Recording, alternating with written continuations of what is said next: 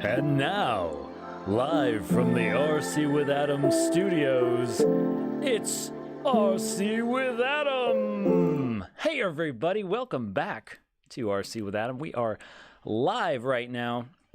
Oh boy, so good to be back here with you fine folks. So good to see all of your smiling faces, figuratively in my imagination. How's everybody doing today? Thanks for hanging out with me. I see we got Kyle, we got Finley, we got Skylie Creations, we got Luca. I think that's it. We got Max Dona. Thanks for hanging out, everybody. Who is ready to do some FPV simulator practice? And I actually did get to fly this morning, and that was a lot of fun. I was flying through the trees and stuff. Definitely building up my confidence with that, which is good because my goal is to go out to really cool places, you know, like scenic kind of places, and capture some awesome footage. But you got to kind of work up to it. At least I do. So good morning, good afternoon, good evening, and good night wherever you are in the world. I see we have somebody from India. Hello. Welcome. It seems like I have a lot of viewers from India, which is super cool. Maybe it's because, well, what time is it in India? I don't know. But right now it's 10 a.m. Anywho, I see we got Jaden Moore. Hello. We got Robert Brander. And I think that's it for now. So let's jump right into this. If I can, let's see. It seems like every time I have some technical difficulties starting this off, but that's okay, because the more you do something, the better you get at it. Let's just jump right in here. As usual, if something is like too loud or the audio is weird, or if this like crashes and looks like trash, please let me know. I think I have the settings working well, but it's hard to tell sometimes. Okay. Yes. Thank you guys for your patience. I appreciate that. I had to restart my computer and stuff. So it looks like we have the, let's see, is this, you can't see my mouse. Can you see my mouse? Well, you can't see my mouse, but you can see what I'm highlighting. Looks like we have the i6S working, which is what I'm using right now. Using the i6S. I may switch to the X later. So, by the way, this is just, I'm a little rusty, certainly rusty for racing. I haven't done much racing. So this is, I'm just kind of starting cold. Although I did just say I was, you know, warming up earlier today, but anyway, I haven't done the DRL simulator stuff in a while. This is new. What's this? U.S. Air Force Boneyard. Ooh, let's look at that. So we have Strato Tanker. Sim Racing Cup. Let's go to the Strato Tanker. What's that? I don't actually want to race this, but all right. So it looks like we're flying the Rotor Riot CL1. Yeah, we could do that, which is going to be a 5-inch. I think that has 5-inch props on there. Camera tilt about 30 degrees. Field of view 120. Sounds good. Let's just get started on this thing. Let's do it. So I should mention that if you have any questions, RC related questions and FPV questions and stuff, you can leave those in the chat. Be sure to tag me at RCwithAdam, so that way I see your question, or hopefully see your question. And I think that's it. We're gonna have a good time. We're gonna fly around. We're going to try out this Uh-oh, unless it is crashing. I don't know. Oh man, I think I might have to change the streaming settings. We'll see. We'll see. Let's hope for the best. All right. So, well, I don't actually want to race. I just wanted to. Uh-oh. Uh-oh. Oh no, things are backwards. Okay. All right, we have to fix that one. Actually, let's see if I can.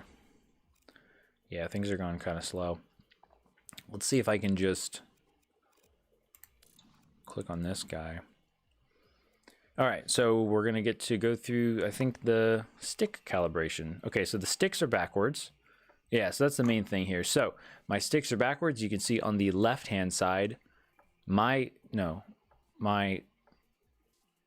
actual stick is moving in the opposite direction. So what we need to do is go into here. I think it's channel selection. Yeah, channel selection. And so our roll, well, our roll and our pitch, we need to uninvert that. I wonder if I had to invert it for the other transmitter that I was using. Okay, now we should be working okay. I'm not sure what the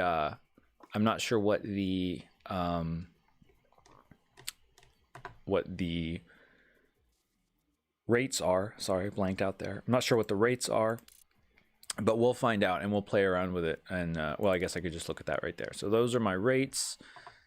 We'll see how this goes. That's a weird, kind of weird. Okay, well, we'll just give this a shot here.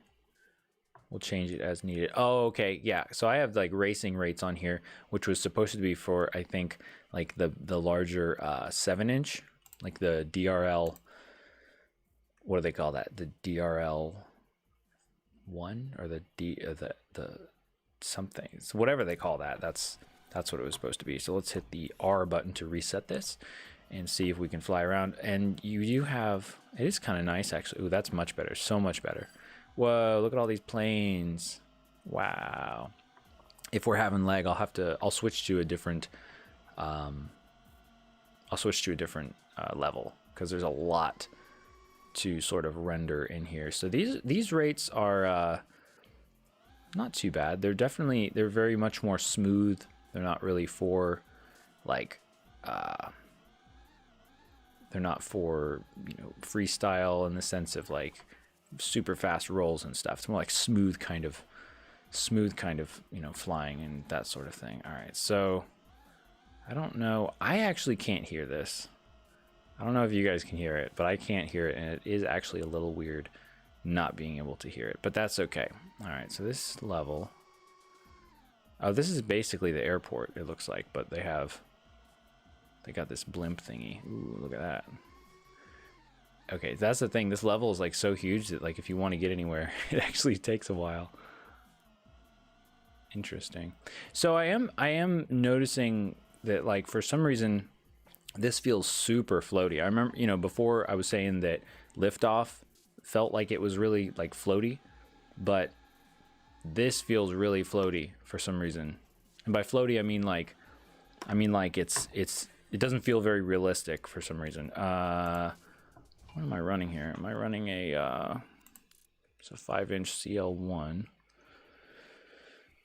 Is it supposed to be like a normal 4S battery, or let's see, let's take a look at these quads here. Maybe I should try running something else. Yeah, I don't think that's gonna really make much of a difference. Let me see here.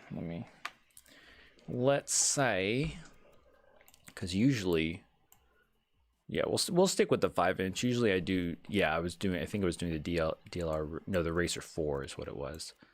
It's a Racer 4. Yeah, we'll stick with the Rotor Riot, the CL1. That's what we'll do. But tell you what, let's go to a different place. I don't really like this place. I think it is new. Exit to main menu. A bunch of people have been saying, or like in the comments of that video about comparing the simulators, so like, oh, what about Velocidrone? You got to do Velocidrone. And I guess I do need to do Velocidrone. I will have to try it out. All right, let's start out with some freestyle. What do you guys like to use? Do you use Velocidrone, or do you use this DRL? Or, well, there's quite a few of them. All right, let's go to What do we want to go to? Do we want to go to the DRL maps? We could do the DRL maps. No, I don't really like those. Those are like so huge. That's the thing about those. Community maps, originals. Which is the one that, let's see, there's out of service, drone park. Let's go to drone park. The reason why drone park is kind of nice is because it, well, it's where the races and stuff happen. So that's one thing. And let me see here, field of view, camera tilt 30 degrees. Yeah, that is, you know, that is something that is quite different though, because a lot of these levels are so huge. Like, they just, see you later, Jaden. Have a good day. They don't simulate real life oftentimes, like in this, or not oftentimes, but I mean, like sometimes if you have a huge level, like that's not going to be like a little park or your backyard that you're flying through. Oh my gosh. What happened here? This does not look anything like how it used to. So that's different. Okay, that looks so, it's very dark. It's very dark. I'm really not enjoying these rates here. Wow, they changed a lot since I was last here. Like they changed like a lot. Trying to do a power. Those power loops are tricky. They are. Let's restart here. Oh, I feel so rusty. This is horrible. Oh my gosh. All right. You know what? I'm going to turn up the... Can I bring up the up tilt? Whew. Okay. I probably should have tested this before. All right. Because this is like another huge level. Let's go back. Let's go back to... Let's change the physics, dashboard, change drone, edit drone, change map. There we go. Change map. Let's go to something very, what's this? Oh, that looks interesting. But no, but not yet. Here's what we need to do. We need to go to featured tracks because I'm more familiar actually with, ooh, what's this one? That one looks kind of cool. I'm not familiar with it, but it looks pretty cool. Let's try that one out actually. Okay, so pro mode. Camera tilt. We're gonna have to, for this, I think we're gonna increase the camera tilt because I'm so used to having extra camera tilt for when I do this. Like normally in real life when I fly around, I'm like flying with like maybe 20 degrees or something like that camera tilt because usually I have to go way slower. We got a question here, I think. Wait, what? Got him. Oh, FSI6S. So Skylie Creations is asking about the stick adjust. The stick adjust. Stick adjust. Well, I have it. I have it on my transmitter right here. So let's take a look at that. Stick adjust. Honestly, I'm not even sure if I remember what that does. Let me look in here. So stick adjust. All right, so sticks adjust. Yeah, you know, honestly, I'm going to be honest here with you. I could make up something and say like, oh, that's for something, whatever, but I don't know. I don't know what it's for. I think it's to like, cause it's like a, there we go. Yeah, sorry. Let me actually show you. Let me see if I can show you here, because I don't want you to be like, what the heck is he talking about? All right. So on here, you can kind of see it if I can wake up. There we go. So on here, it says sticks adjust.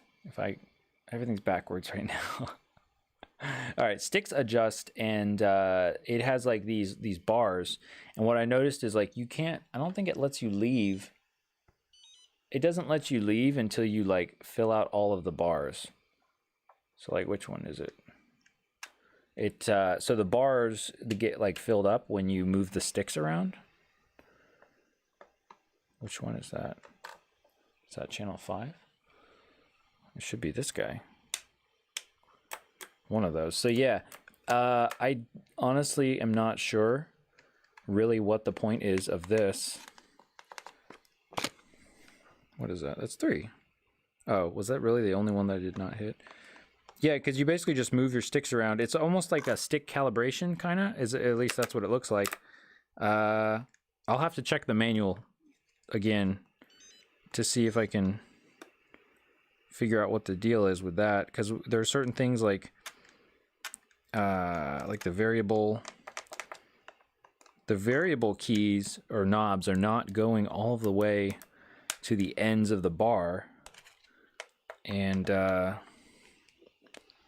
that's not working super great actually. And so now I'm sort of like almost trapped in here. That's strange. Yeah, sticks adjust. That's interesting.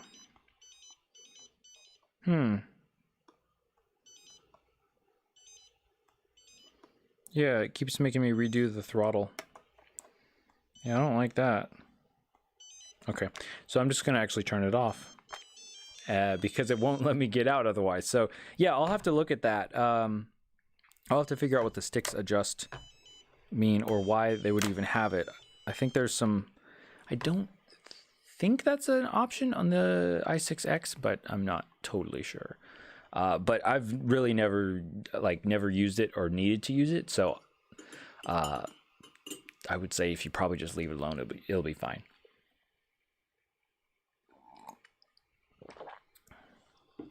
Oh, and apparently it's about 8 o'clock in India, so almost 12-hour difference. Wow. And let's see, what else do we have here? Robert Brander asks, what about the new trend of insane freestyle flying? Flying like a maniac until you break your quad. Yeah, I mean, that's, you'll get some good, you'll definitely get some good footage that way. I mean, you might have to break your quad a lot and break a lot of quads, but you'll get some good footage. Yeah, I'm not really a fan of like the super crazy, like super flippy, floppy, twisty, dizzy kind of flying. It's nice sometimes, but not all the time. But that's the kind of. I mean, it's cool. It's cool in its own right. But after a while, I feel like it kind of gets like, okay, like you did a super fast, crazy, thing, and unless you're talking about something else that I'm not aware of, unless that is actually a new style of flying where you purposefully just fly it until you break your quad. I don't know if you guys remember, but I remember the flight test back when they were doing their vlogs and stuff. They did like they called it a fly like schizo challenge, where you just like take one pack and you just fly one pack like so crazy. And you basically just go all out, and you just like, you don't even worry about like breaking anything, which I think is actually very useful to do that. But again, that's why we have simulators as well. So that's why we're using a simulator right now.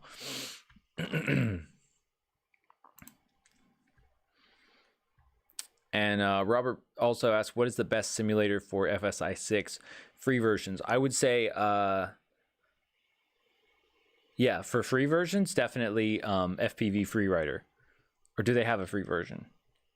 I think they have a free version.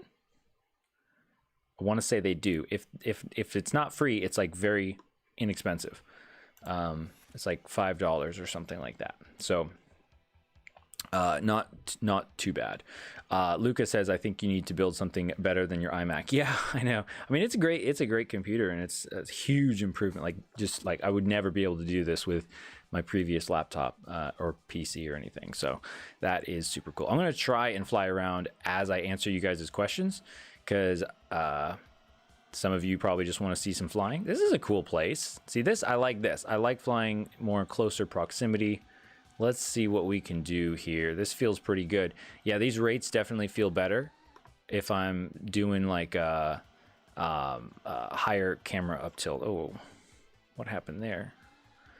Very cool. Very cool. Yeah, there's still a lot of greenery in here, so it's going to slow things down. I can see it slowing things down. Looks pretty cool. What is this? Like a destroyed city or something? Or maybe it's just a park. There's like floating rocks everywhere. That's interesting. Okay. Let's see. Next question. Legros Show says my Mobula 7 V2 is going up. Reduce the quality. Yeah, I'm gonna have to probably reduce the quality or go somewhere different. Sorry, I hate to keep doing this, guys. Like changing the map and stuff, but I didn't really find a extra good map. Like for well, all of these maps are pretty like complicated, to be honest with you. Community maps, maybe those are simpler. No, not really. Well, kind of, but not kind of not though. All right, let's let me just get some warming up going. What's morning cruise? Have I done that? Oh, there's still trees there. Trees are always really hard to render, you know. The trees always make things more difficult. I'm just trying to find a place that's like, what's your favorite level? Somebody tell me if you fly this. Let me know what your favorite level is, and we will maybe fly there. Hot Wheels. OX. All right, we're just gonna go here. Super simple. Just got to get warmed up here. Anyway, sorry. So Mobula 7 V2 is going up when I don't ask it to, and it sharp turns, and in sharp turns it rolls to the left and right. Ultra wobbly, almost ran away. The Mobula 7 V2. I don't know. It could be something that is specific to the V2. Like if I'm sorry, I'm having a really hard time like trying to fly and think at the same time. It's actually super hard. Did not realize how hard it was. So wobbly, sharp turns. I mean,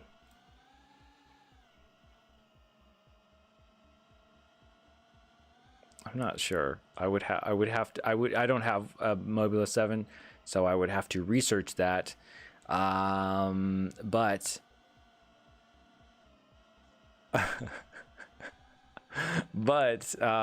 it sounds like the situation is that, and also when you don't ask it to. I mean, could you be more specific, or maybe you did, or are you okay? You're saying things. So let me just read what you're saying, and then I'll respond. I cannot fly and try and answer questions and troubleshoot at the same time. Okay. It's not gonna work, and now I'm stuck in a tree. Okay, so it rolls to the left and right, super wobbly, almost ran away. Yeah, that's not good. You don't want that to happen for sure. Say I just changed the frame, and that happened before it was okay. Okay, well that's probably a big deal. What frame are you using, or what frame did you change it to? I can't remember if those props are ducted or not. I mean, it could be, well, those sound like two different problems in terms of like rolling to the left and the right being wobbly, but then also like going, when you say go up, you mean like it kicks left when turning right? Okay, so maybe it could, well, I don't know. It could be a transmitter issue connection, maybe, like if it, or maybe it's trying to correct. Honestly, I don't know. That's a tricky one. I would kind of have to like see it, and also be a little bit more familiar with that particular type of board, to really be helpful, I think. I'm gonna change the map again.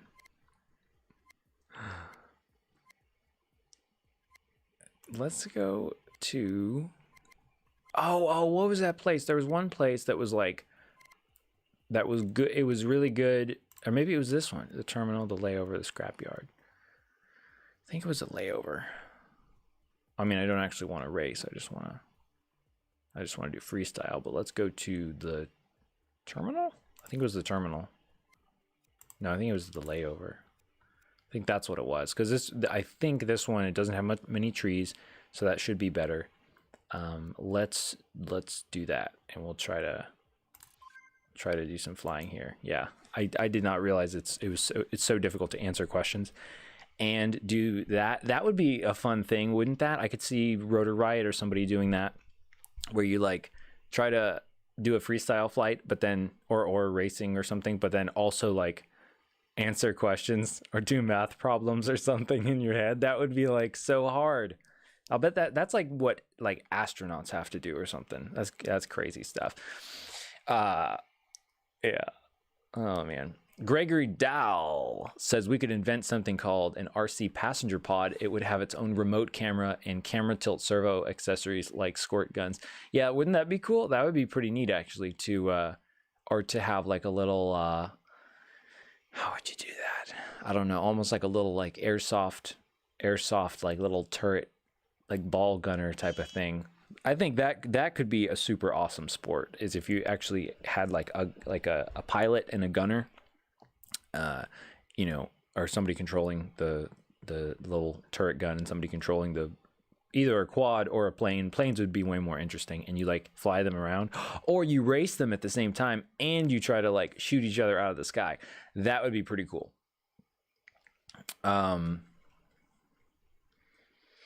Oh yeah, Legros. I would definitely take a close look at those motors, and make sure that you don't have any like dirt or hair in them or something, because that's a big problem with you know, little micros, especially like you fly them inside in small spaces and they hit the floor a lot, and then they get like dust and hair and stuff in the motors. So you might want to check that out. That could be it, but I think that's probably as helpful as I can be right now.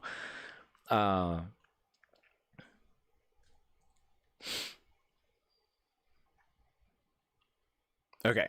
All right. Let's try and fly this one. Is this the place I was thinking? Yes, I think this is the place I was thinking of. Do we have the whoops, that's the camera. Do we have the no, I don't think the fuzziness is turned on. Here we go. Let's try and do some flying here. All right. Yeah, these rates feel very tight to me. Oh, definitely very, very tight, but pretty smooth though. Pretty smooth. You know, that's the difference between like if you want to fly smoothly, like you can still do flips and rolls and power loops and whatever. You just have to do it more smoothly when you have lower rates. Or actually, like you have to, well, you can, what am I trying to say here? It's almost better actually for doing them smoothly if you have lower rates, or you just have your rates such that you're not doing, you know, really fast flips and stuff all the time. Let's see. On my screen, on OBS, it looks like it's really laggy. Let me know if it looks laggy to you. Anywho, this is a fun level though. This one is actually pretty good. This one's the layover, because you have all these super great little towers to do split S's and stuff. So fun. Whoa. Yeah, so I was you know, after building and flying the little 3-inch Cinewoop that I've been talking about, and I built, and I will have the build video coming out, even though I'm honestly really not very proud of it, and I don't think it's necessarily something that you want to copy exactly.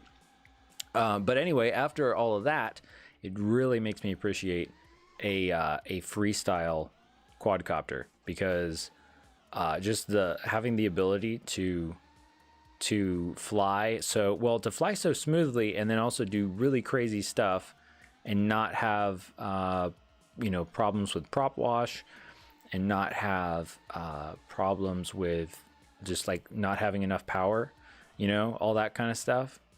It's like, wow, it feels so great. Also, they're like I was flying my 5-inch today, and well, I didn't have the GoPro on, but it's so much quieter, like so much quieter than the little 3-inch ducted Cinewoop with the GoPro on it. And you know, I've been thinking about the GoPro.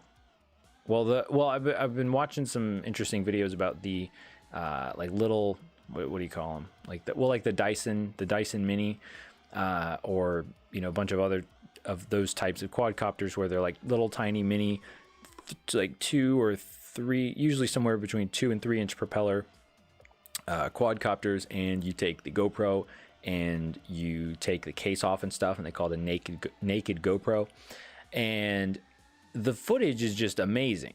And you know, and what's really amazing is that like they've been around for like a while, but I think they're starting to catch on a little bit more, probably because the actual quads are getting much better. But anyway, so I was just kind of thinking, like, you know, does a Cinewhoop really make sense? Like a 3-inch Cinewhoop that where you put like the whole GoPro on there and maybe even a big old ND filter, although I guess you'd have to put the ND filter on a naked GoPro as well. But in any case, you know, because you got the GoPro on there, and then you've got the you know, the mount for the GoPro and that sort of stuff.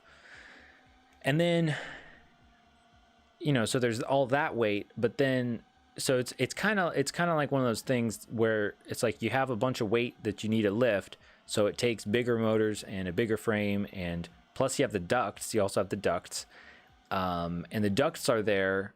Well, if the ducts are, I guess if you do the ducts right, which I have not, you should be able to actually get an increase in thrust. So that should actually help your cause with the ducts. But the ducts are really loud, and they do add weight. So it's like you're adding a bunch of weight so that you can, but it's still supposed to be like a really small little quadcopter, but because there's so much weight, it has to like work so much harder, and it's like so much louder, and you have to use sort of larger motors, and everything has to be a little larger, and then you kind of need a bigger battery for that, like because you have larger motors, your props are working harder, it drains the battery faster, so you have to have a bigger battery for more flight time. Anyway, so it's kind of like it turns into this basically just a overweight, underpowered quadcopter to carry a GoPro. And when in actuality, to carry a camera that would allow you, oh no, flip over, there we go, that would allow you to get the GoPro quality footage, you could, which would just be like a stripped down GoPro, or maybe something else.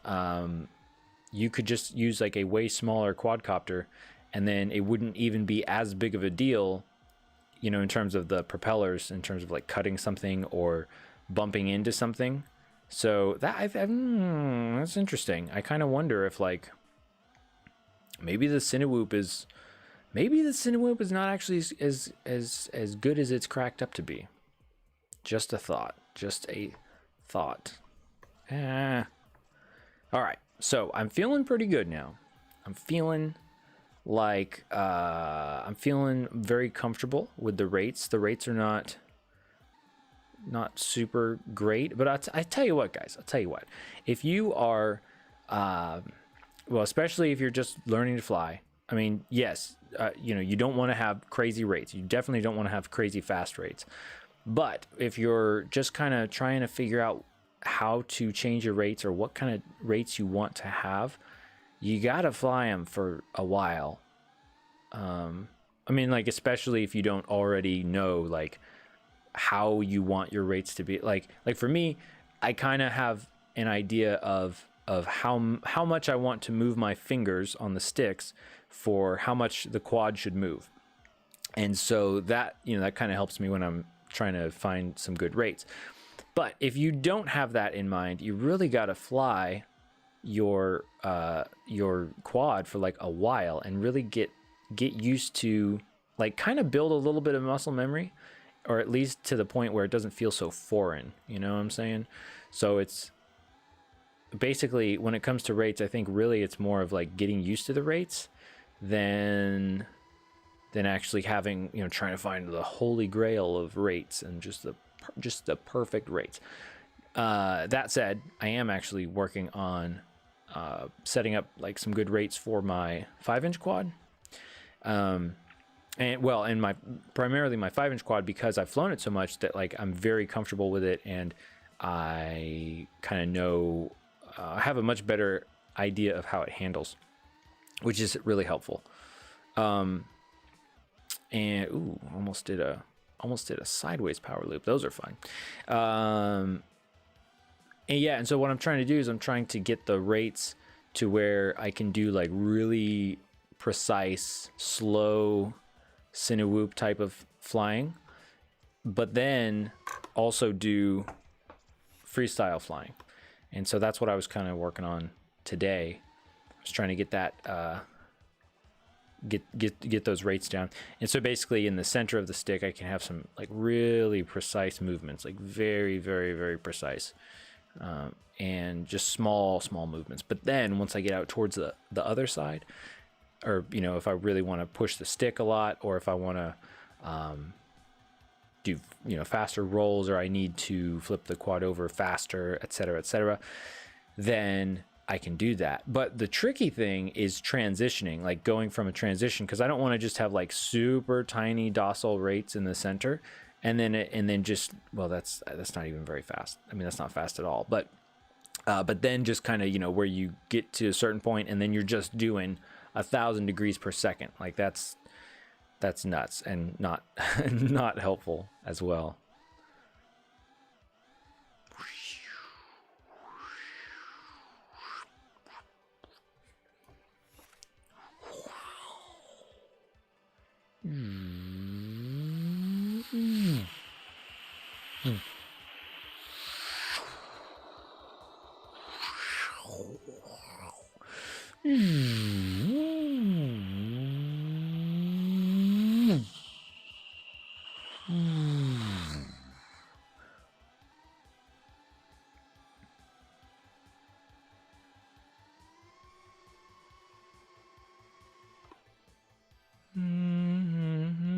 Okay, time to play with the rates and answer some more of your questions if you have any questions. I don't know if you have any questions. I haven't been looking at the chat.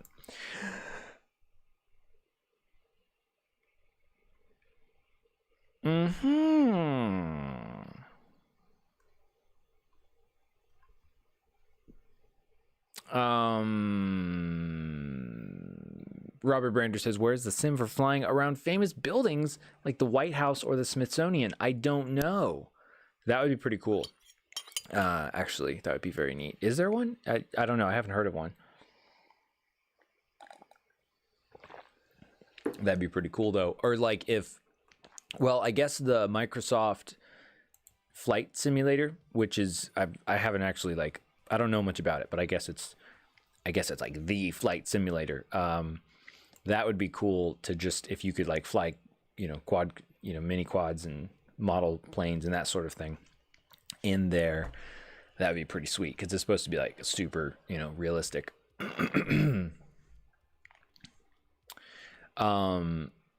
And yeah, Robert says sacrificing $400 for a GoPro is crazy with so many $100 cameras from China available.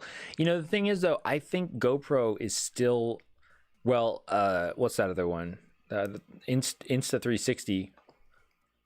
Yeah, that's the company, Insta360. That's they're I think they've got some pretty interesting stuff out, like high quality stuff. I think GoPro is still the best though. Something about, I mean, and maybe there are some others that are, I would say there are some other cameras that are definitely as good as a GoPro in certain aspects, but I don't know, GoPro, they seem like they just know what they're doing. But I really wish they would come out with one that had like a really good form factor for, you know, FPV quads, but I mean, why would they? Because like not that many people would need that. But or like a stripped down one, that would be super cool as well. Chopper Girls Air War says set your rates to 0.22 and 0.85. You mean like the pitch and the roll, or?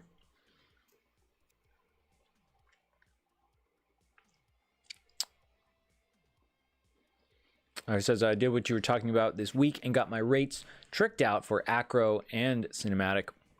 All right, let's go over to that controller sensitivity. So let's see. So for the rates, let me see here. So that's custom 3, custom 2, custom 1. Let's do custom 2. I think custom 1 was my standard. Those are like my normal, or those are what had been my real life freestyle rates. Let's go to custom 2 and try that. So you're saying 0.22 and 0.85.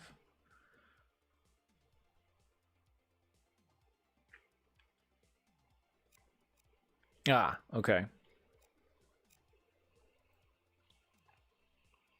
So those are okay, those rates. And let's see. Yeah. Oh, Robert says, can you tape chopsticks to your control sticks to allow for finer stick movements? That's a very good question. And that's actually something that I've been wanting to do a video about and explore for a while now, like years, but I haven't, and I really should. But yes, you can. And that's what's very interesting is like, and I think that's why like you get, you know, those little cheap, you know, really cheap drone controllers that have like super short fat sticks. I think that's part of the reason why those are so hard to control. Well, part of the reason, because the sticks are so short and you don't have very fine, you can't really do very fine movements. But yeah, if you extend those, it's like you're extending the kind of the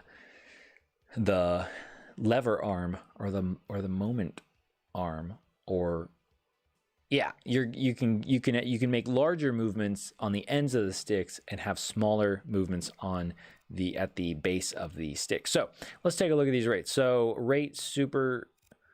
Oh, I got you. Okay, so you're talking about liftoff. Okay, but see, oh, I guess it would just be the same. Okay, so because with liftoff, as far as I know, the rates are fixed for pitch and roll, like they're tied together. So try, okay, so super rate roll. So you're talking pitch and roll? Is that, I'm thinking, or no, or so roll, pitch. Usually I have, yeah, that would make sense because usually I would have my pitch way less. No, so you said super rate. So super rate is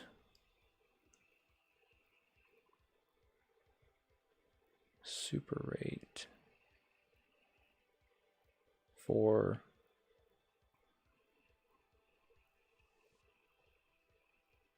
and then 0.24, and the normal rate, rate super rate. I'm sorry, I'm having a super hard time deciphering that.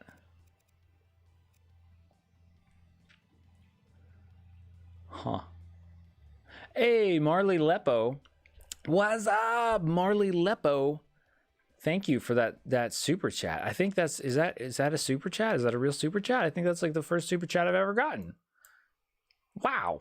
Thank you. That is super cool. Wow.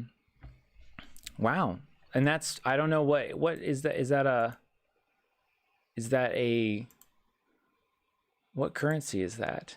I don't know what it is, but thank you so much. I appreciate that a whole lot. I really appreciate you guys' support so much. It really does make a difference, even like a little tiny bit. So thank you. Okay, so let me try and figure out. Let me try and decipher. So try these for liftoff rate. So liftoff rate. So rate, super rate. Oh, I got you. Okay, I understand. Sorry, my bad. I was having a brain freeze there. So rate, super rate. Okay, 0.24, 0.83. So rate, super rate. So for roll, 0.24, 0.24, and then 0.83. That's a lot, man. That's 0.83. We'll just try these. We'll see how they go. Pitch 0.24, 0.24, and 0.85. 0.85. There we go. We got 0.85. And for yaw, we got 0.22 and 0.74. So 0.22. Whoa, 0.22 and 0.74. That is interesting. 0.74. Camera angle 52 to 56 degrees. Because that sounds insanely high. But that looks interesting. And then the throttle, we'll just keep the throttle how it is. We'll try that out, I guess. Actually, no, that doesn't make sense. Why is the throttle expo doing that? It shouldn't be. Why did I have it do that?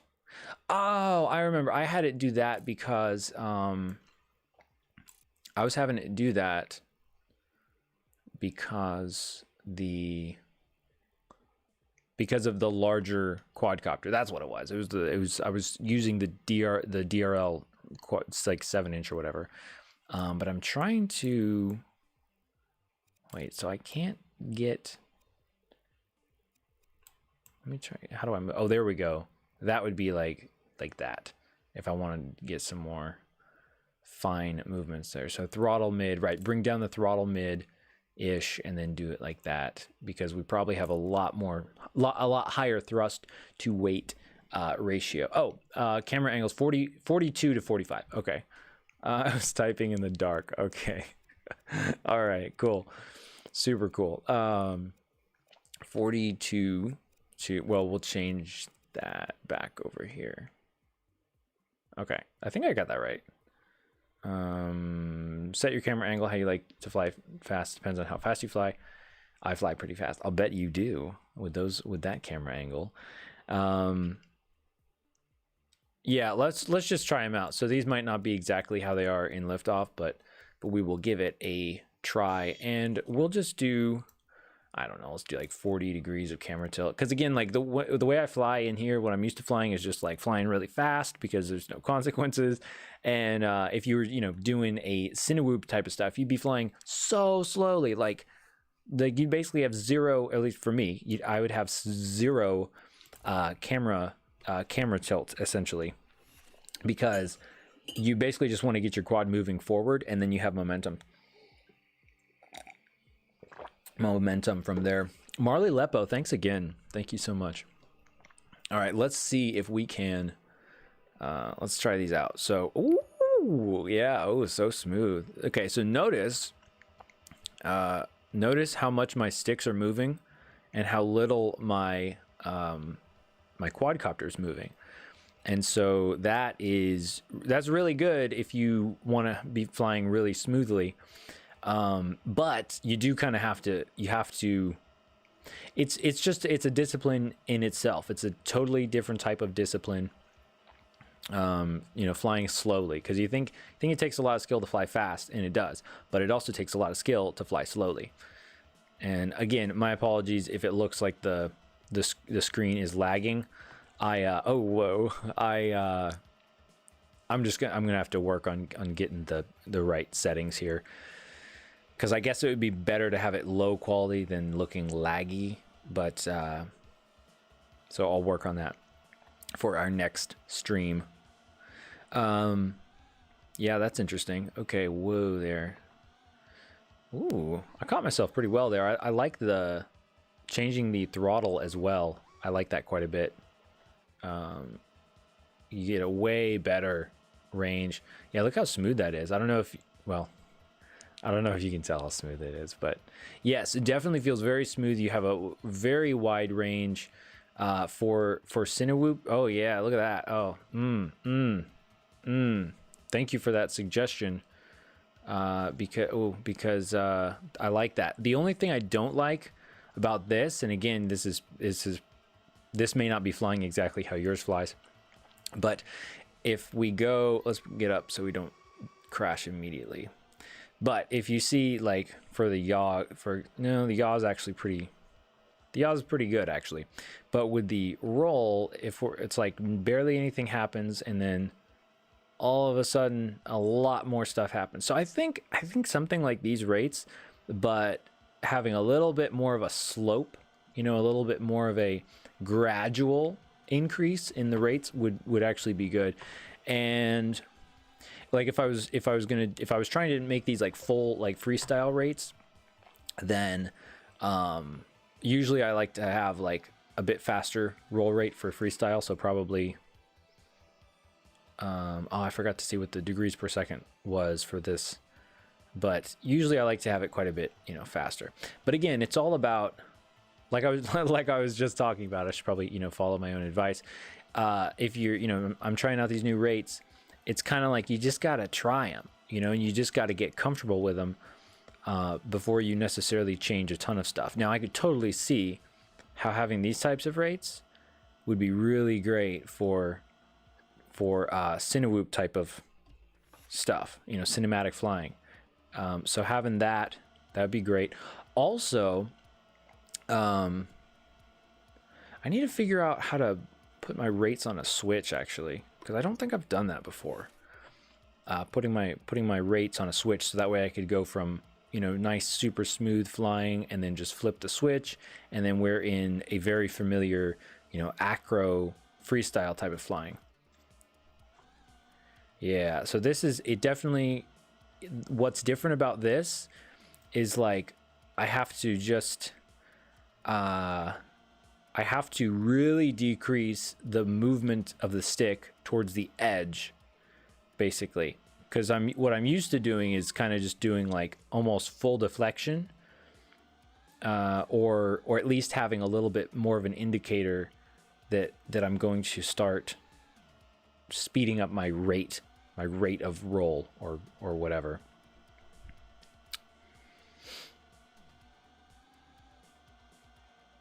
So like, see, like just trying to do like a power loop. See, like you can do, you know, of course you can fly with these, you know, with rates like this, so that have like the super high, well, the super high degree of rotation towards the end of travel. But it's just a matter of like getting used to it. And so if I try to do a power loop, I have to be like very, very careful about adding like you just have to add a tiny little bit extra on the stick to get it to speed up like a little bit more, but you have to be really careful about that.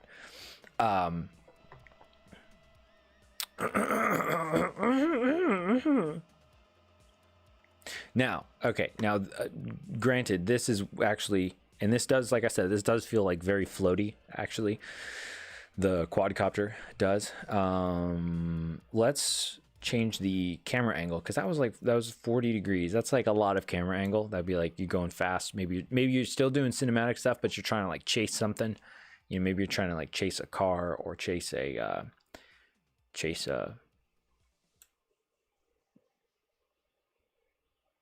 anything that's moving. So let's try let's do like 5 degrees. Well, no, let's do 10 degrees. 10 degrees of camera tilt. We're at 133. That's kind of high. That's pretty high. I think usually, actually, I don't know what. Let's do like 125. Let's do like 125 degrees of field of view, and we'll try that out. Robert says, do they make any cheap drones in the US yet? Stuff from China seems slow and iffy today. Yes, no. I mean, I agree with you, Robert. I am asking that question as well. I don't think so. I would really love to if somebody knows of like US made drones and you know, RC products that are actually like cheap or like budget, or, you know, I would say, I don't know, competitively priced compared to what's out there. I would be very interested in that, because yeah, you're right. And just even from the sourcing aspect, like a lot of times, like you might end up waiting a very long time to get a package from Banggood. It kind of depends. Like I always try to, if I do have to buy from Banggood, I get it from like the US warehouse. That's what I try to do. And yeah, and you're right. And I think it's only going to get more iffy. You know, all that sort of stuff. And plus, I would much rather buy from somebody who is in the US, because I'm in the US. So, you know, I think buying sort of local is much preferred there. Wow. Whoa. Okay. All right. So I changed my, oh yeah, look at that. See, now we're just flying. Like, this looks super boring on the simulator because it's like, okay, just very not super interesting. But you got to think, like, if you're actually trying to film something and this is, you know, you're trying to, it's not about you flying around, it's about you capturing the image of what's happening. You might be flying this slowly, you know, you might be filming somebody on the rooftop here, and you don't want to be moving around a whole lot. And you know what's interesting is that when, like, the well, I guess I could say the less the quadcopter is moving, like the less it's moving forward, the more difficult it is to actually keep it stable and keep it from sort of jostling around. Like your movements get way more noticeable.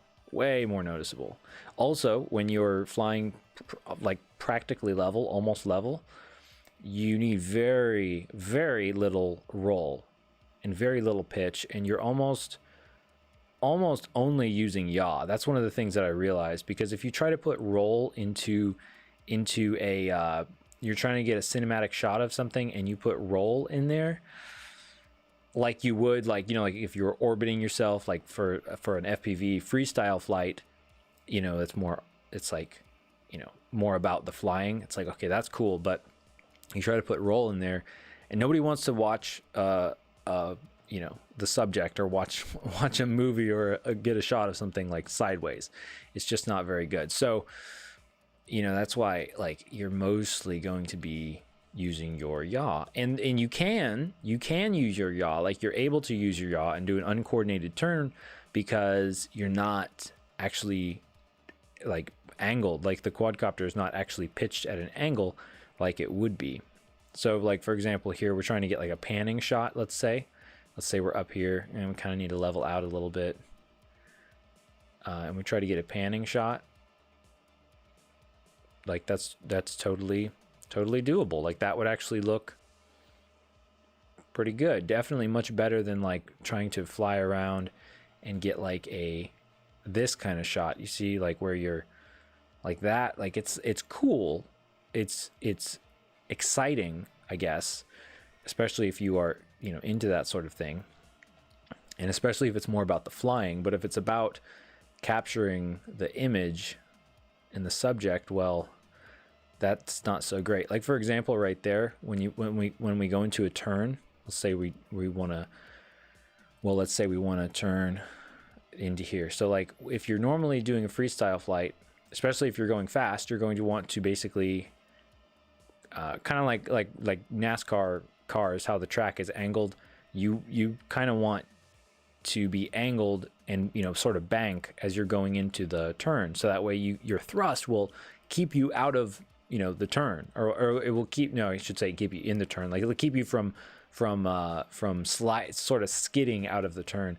But when you're going super slow and you're trying to capture, that happens too. When you're trying to capture something, it's like if you're trying to turn into here, you probably like almost just, oh, I had too much like momentum there.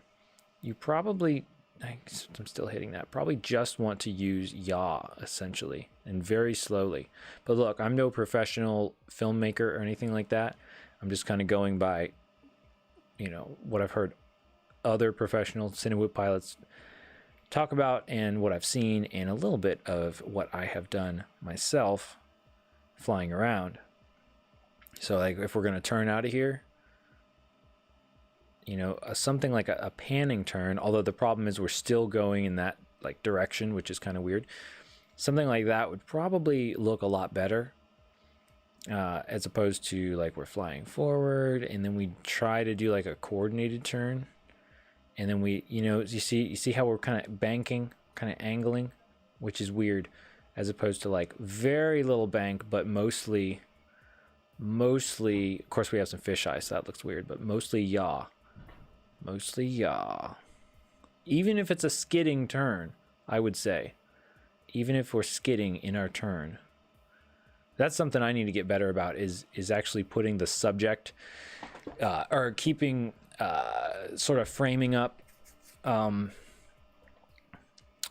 my shots for the GoPro so that the subject actually stays in the center. Excuse me. So that the subject actually stays in the center of the shot, because what I'm so used to with FPV flying is like you can see it kind of like off to the side, or maybe that or especially like with racing, like that like where you're going is not where your quadcopter camera is actually pointing, because you might be lining up for a gap, but then that you're going to have to turn after the gap, and so you end up kind of having the quadcopter almost sideways. I mean, maybe that's just not good. Maybe it's something I need to improve on, but that is what I have found. So you kind of end up like, well, if the camera angle's not right, then you will have a situation with the, vertically, but usually it's horizontally. So like if I'm coming up here, it's like my quad, like for example, my quad might go through the center of an opening, but it's not actually pointed at the center of the opening, for example. If that makes sense. I think it's kind of hard to pick an exact one. Kind of like that. Kind of like going through an opening, like going through something. It doesn't even have to be an opening, but going through the setting, the scene, but like sideways like that, sort of, as opposed to going like straight through and having the quadcopter like lined up. Because honestly, I think it's a lot harder a lot of times, because your quadcopter has momentum or inertia, I guess you could say. And so the way that we control where the quad is actually going to go is by actually pointing the quadcopter somewhere else or tilting it, and that sort of thing. So the problem is that at least for now anyway, the GoPro is fixed on the quadcopter body, and the FPV camera is fixed as well. Honestly, I don't know why people, like for Cinewhoops, why. Okay, well, I kind of know why, but I mean, like, it seems like having gimbals would make a lot of sense, or like the something like the, what is it, the DJI Osmo, or some sort of similar camera that that people created after DJI created the Osmo, but something like that where it's like really small and it has that kind of form factor. I think that would be really cool to put on a quadcopter. I mean, surely somebody must have. But it seems like if you were trying to get some really smooth footage, which, I mean, you pretty much always are. And yes, you can get super smooth footage with a GoPro, especially using Real Steady. But it seems like that would be like the smoothest, potentially, if you just had a gimbal on there. And although I guess it would depend on if it's like a 2-axis or 3-axis gimbal.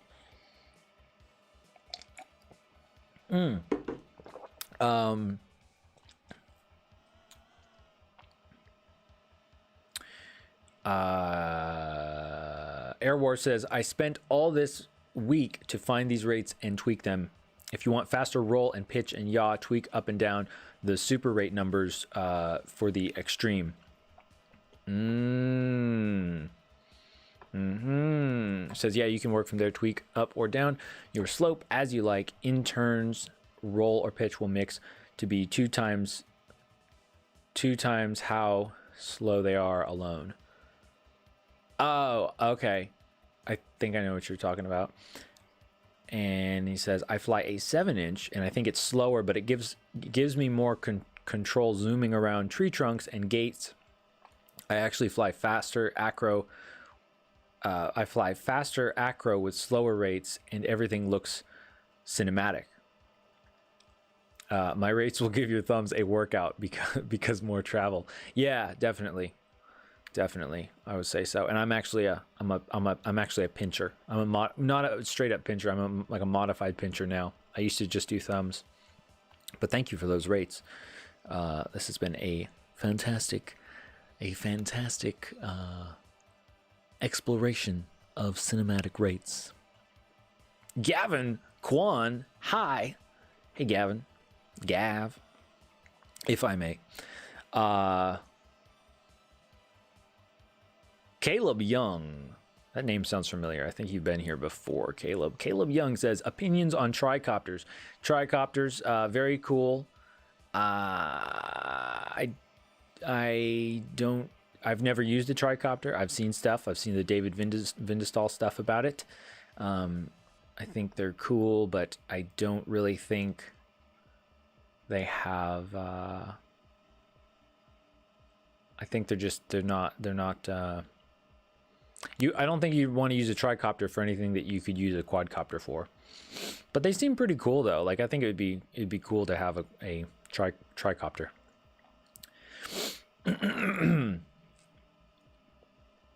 Gavin says, oh, how much is the camera tilt now? It's a good question. I believe it's 10 degrees. So it's 10 degrees camera tilt right now. And what we're doing for anybody who's joining right now, well, we're kind of talking about cinematic flying and Cinewoop flying and that sort of thing. And so right now my camera tilt is at 10 degrees. I'm at 125 degrees for my field of view. And let's go to controller sensitivity. These are my rates as suggested by Chopper Girls Air War. And it says those work well. And did you say these are for a 7-inch or do you, or is this just for a 5-inch? But in any case, these are the rates. This is how I have the throttle mid and the throttle expo, and it feels really good. But again, you know, it's kind of hard to tell because the simulator seems to be a little bit more floaty than in real life, so not super accurate.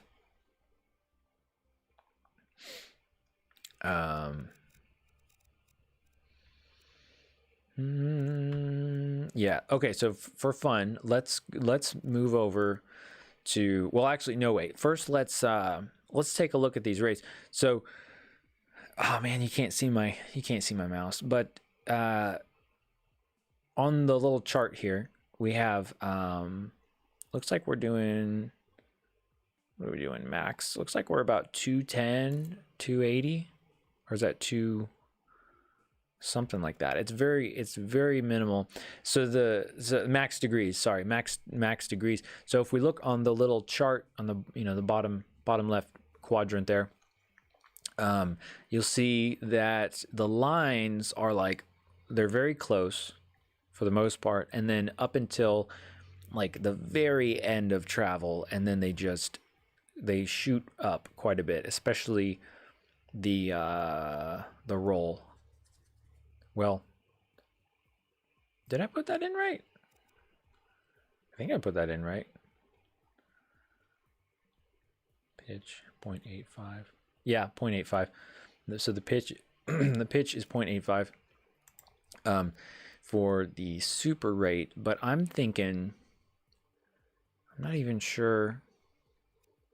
Let me turn that down. That's, you know what? Because especially if you're doing something, well, if you're doing cinematic flying, you're not really gonna be doing, you know, acrobatic type stuff. But let's say that we want to get kind of the best of both worlds. What I would do is turn this down. I think I would turn that, let's see, or maybe, because what I would want essentially is actually, that's probably fine. 0.85. What, am I low on battery? No, we're good. Okay. And then let's see if I mess with the, so that when I increase the expo, we're actually going to get basically an even sharper, even steeper curve. Yeah, so let's do this. Let's try no expo. That's for the pitch, and for the roll, what if we do no expo for the roll? Again, we do get a little bit more of a, that might be too much, but let's let's give that a try. Let's take out the Expo and see what that does. Because what I'm thinking is it might be the case that it's almost like I get a little bit more warning before it really starts to kick into the maximum rates there. And this is something, I would say this is definitely the type of rate setup that you do not want to have as a beginner, because or at least, yeah, in my perspective, I think that you'd be better off having a much more linear type of rates, instead of like, you know, it's nice and soft, like super soft, like too soft towards the center, but then you go all the way to the side, and then you have a lot more rotation. And that's actually, that's a pretty decent rotation. No, I don't really have a problem with that. I would sort of have a problem with that if I'm doing more acrobatic flying, because like maybe I'm like upside down close to the ground and I need to roll over like faster to sort of save myself. I could see how that could be, you know, kind of a problem. But let's try that power. Oh, I forgot we have 10 degrees up tilt, so can't really do power loops with that. So let's bring this up to like 40. Let's try 40, and let's try that. Let's try a little bit of a power loop here. Oh wow, the throttle, you definitely really have to go all the way up on the throttle. So yeah, it definitely gives your thumbs, gives your fingers a workout. But I mean, if you think about it, if you're not using your whole stick travel, well then, you know, what are you doing? There we go. Because if you're not using your whole stick travel, then you're just limiting your what do you call it? Your resolution. I think I'm still getting used to the throttle here. That is one thing that is kind of tricky, is if you have to move your throttle stick, or if you have to, well, on your throttle stick, if you have to move your yaw a lot, it can be hard to move your yaw without moving your throttle. Okay, so I think it's still quite touchy, because at this point, if we're talking more for freestyle flying, it's like it needs to be different somehow. I think it's, you know what, it's the pitch. It's the pitch. I really don't ever want the pitch speed is okay. The pitch speed is fine.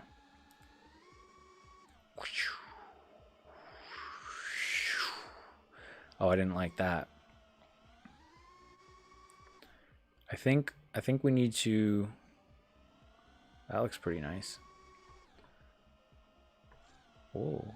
See, like right there, I wasn't even able to roll all the way. So yeah, it's a tricky thing, man. It's like you need more parameters in Betaflight, and maybe the other rate profile options that Betaflight has now, maybe that would work. I don't know, but it's like you need more than just 3 options, you know, than your super rate, your rate, and then your expo. It's like you need 2 distinct curves almost, or something. I don't know.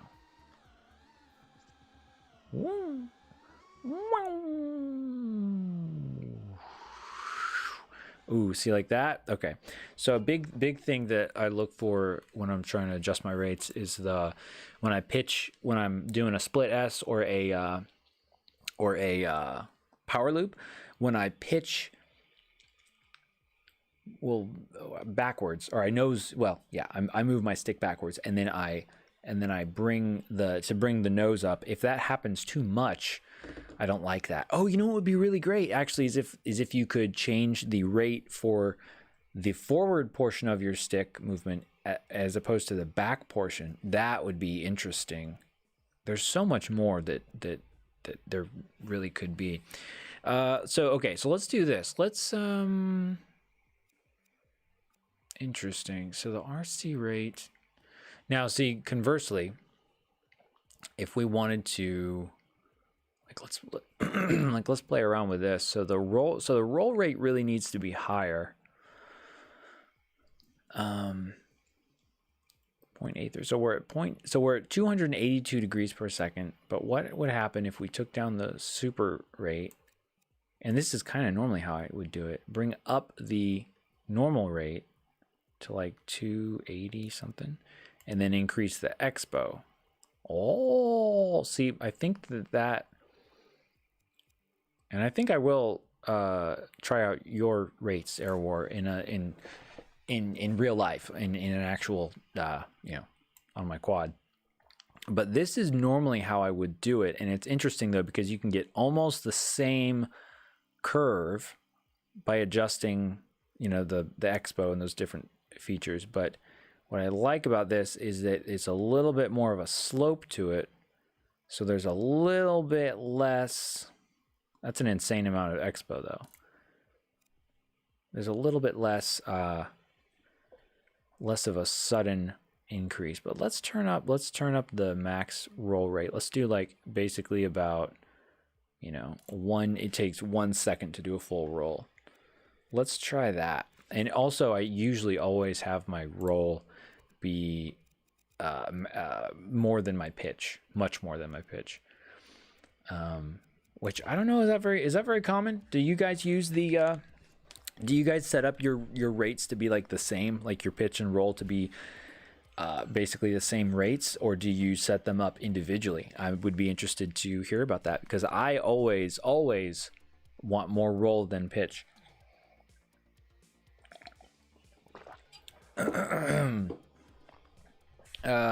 Gavin, are you using i6X or i6S for the simulator now? I'm using the i6S. You can't see it. Yeah, you can. Okay. I'm using the i6S right now, and I have been flying this one quite a lot because I've been really trying to give it a fair, give it some fair use before I pass judgment upon it. All right, let's try this out. So throttle's pretty much the same. Actually, the only thing that we really changed was the roll rates. Ooh, okay. Picking up some more speed there. Oh, this feels really weird though. Something about, like, it feels like I'm in slow motion. Okay, not too bad. Not too bad. Oh, I think that. Okay. I was like, man, this is feeling really weird for some reason, and the reason why is because when I'm at 40 degrees of up tilt, the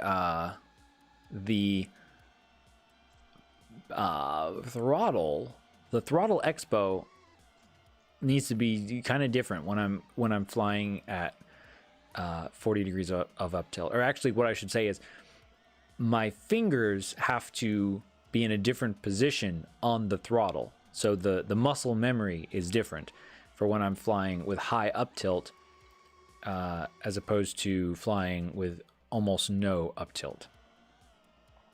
All right, so let me see here. So we got, you know, so that's not too bad for the roll. I do sometimes like to be able to do sudden like 180s, so to where you're just like that, or you come up and you just whoop, bah. So let's tell you what, let's do that. Let's increase the controller sensitivity a little bit. I mean, let's increase the roll rate a little bit here. So if we increase the, let's do the super rate. So let's say the super rate, let's bring it up to like 430. And then now let's do something with the pitch, because what I'm noticing is that I'm bringing the nose up too soon when I do a split S, or when I complete a split S. So I actually want to, I think we'll try the same thing. So right now we're at 319, and 319 is okay, but I don't want this cliff right here. So maybe what we can do is actually bring down the super rate. Let's make it match up. I don't know. And then bring up this. What were we at? 319, I think. I think it was 319, 219, something like that. No, it wasn't 219. It was like 319. Let's do 305. And then let's bring up the pitch a little bit. to where we get a nice, I'm sorry, the pitch expo. Let's bring up the pitch expo to where we get a lot of flatness. We want a lot of flatness towards the center of the graph, but we also want a nice slope as well. A little bit more of a slope. Wow, this is interesting. I'll have to try these out too in real life, because maybe this works out well. In fact, I was thinking about doing a just a real life sort of rate, trying to find the rates as you fly through the OSD, which is kind of what I was doing this morning, and it helps a lot. Although what's weird is like I don't think you can change.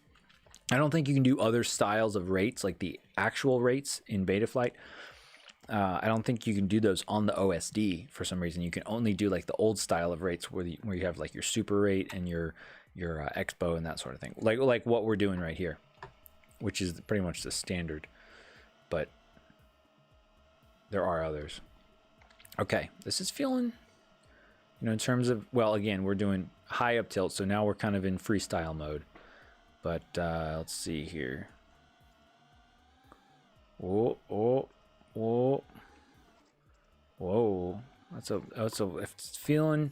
It's feeling, man. It doesn't feel smooth when I fly like this. It feels,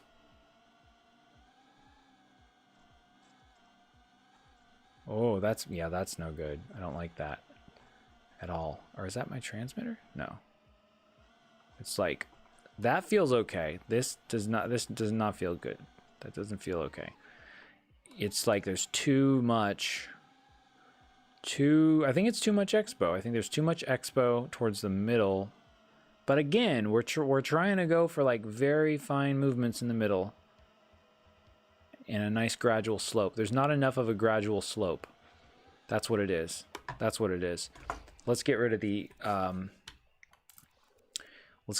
the super rate. I think that's what is kind of getting us. Let's do like 0.5. There we go. So if we increase the roll rate, say we take it back up to, I don't know, let's say like 400. Let's do, I don't know, 430. Sure. If we do that, then we'll still have a flat center of the graph, but it's not as large. The flat part is not as large, because you can see earlier we start to go up this curve. So that might help. I don't know. We shall see.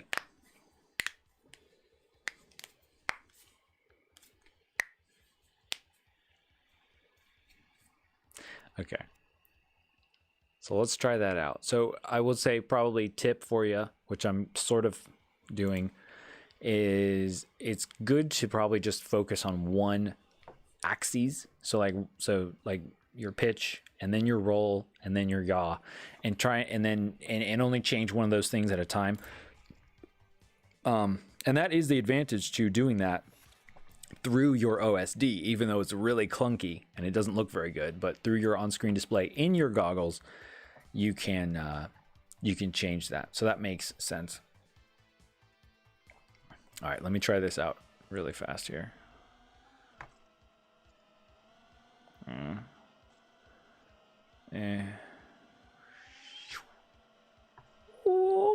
Okay. Hang on. That's too much. Maybe it's just too much. I mean, like, maybe it's just too many degrees per second. Oh no.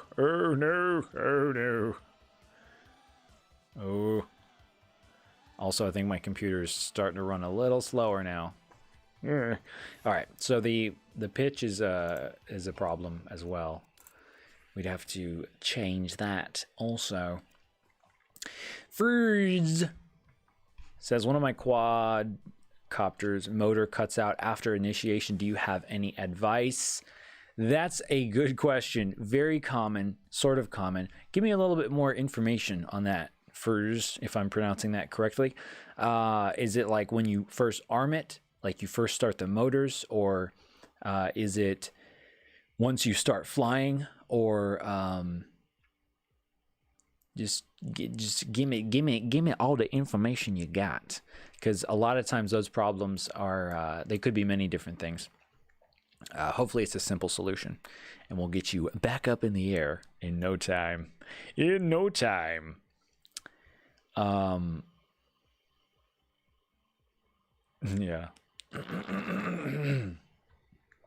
Robert Brander says it makes me laugh to think the government is going to spy on us with drones. They aren't very easy to fly. Yeah, well, these ones aren't, that's for sure. But it's so cool because these are the most capable. Daniel, I see we got Daniel Avinick. Hello. Hello and welcome. Welcome or welcome back. Were you here earlier? I don't think you were. Where were you? No, I'm just kidding. Cool, good to have you. So we're just kind of looking at rates and stuff here. We're trying to, we're kind of playing around with the rates.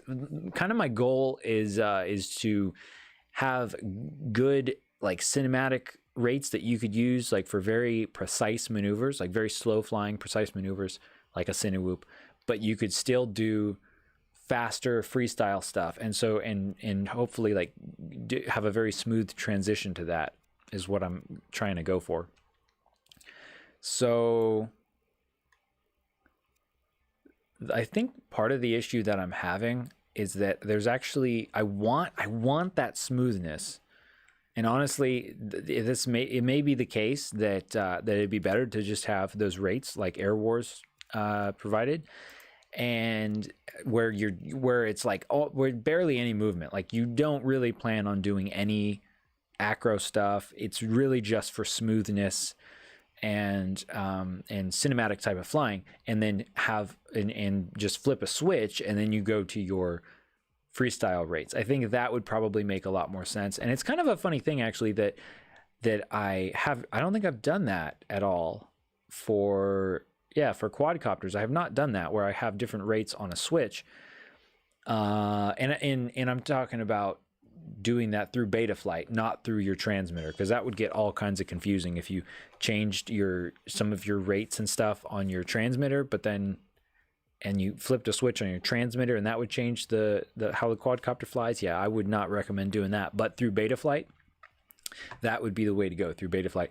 And but yeah, it's kind of funny because usually with airplanes, I always have it set up so that I have my normal rates and then I have my, like acrobatic rates, my high rates. And I haven't really done that with quads, but I think I will need to do that. I will probably definitely need to do that.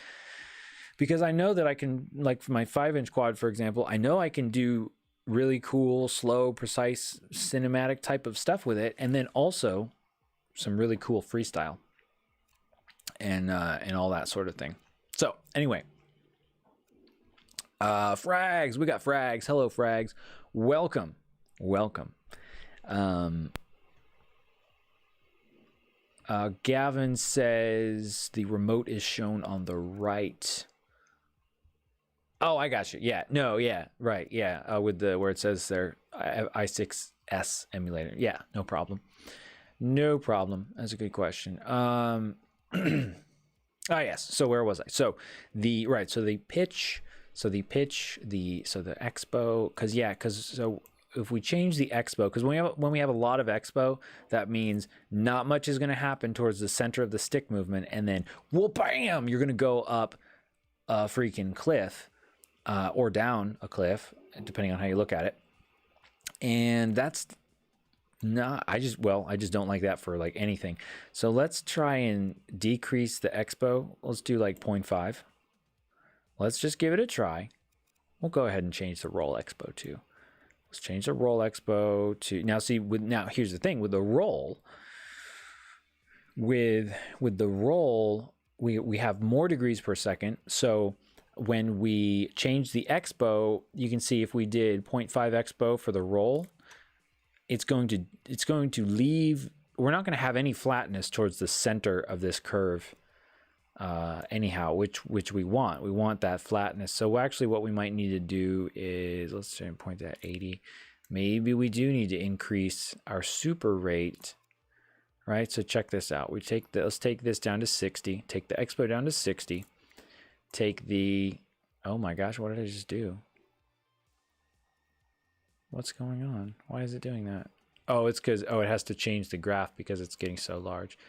All right, so let's say we do, all right, now let's take down the roll. I mean, sorry, take down the roll normal rate, the RC rate, and then increase the super rate until we get whatever we wanted. I think it was like 490. Let's try 490. I can't remember exactly how my other quad is set up, but, and then we can change the expo again. That's still a lot of expo. Okay, maybe not. Maybe this really won't work because we want to flatten it out, or we could have high expo and then, well, no, because we want that. Let's do, I don't know, 450, something like that. Okay, I don't know. Let's give it a try. I probably should have just done one thing at a time, like I said. Let's give this a try. We're at 40 degrees up tilt.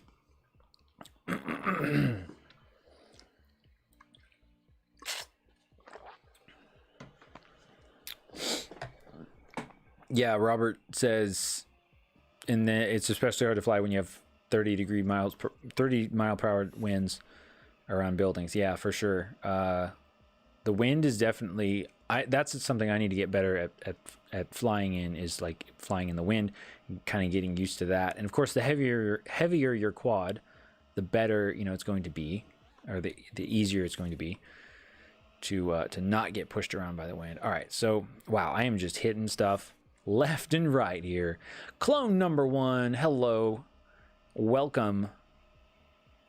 Thanks for hanging out with us. We're doing some flying here. I'm trying to find a good balance between cinematic rates and freestyle rates. Something about this just, it feels weird. It feels weird.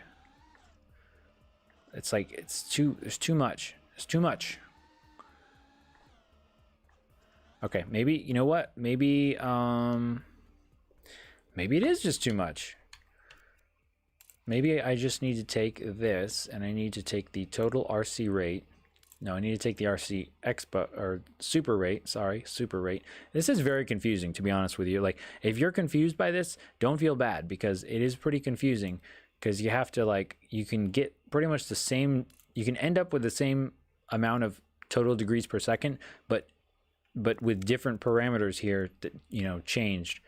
So it ends up looking different. But so what I'm trying to do, trying to get this to be like a nice smooth curve, but then like I don't know, it's hard. It's really, let's do 70 for that, and then let's do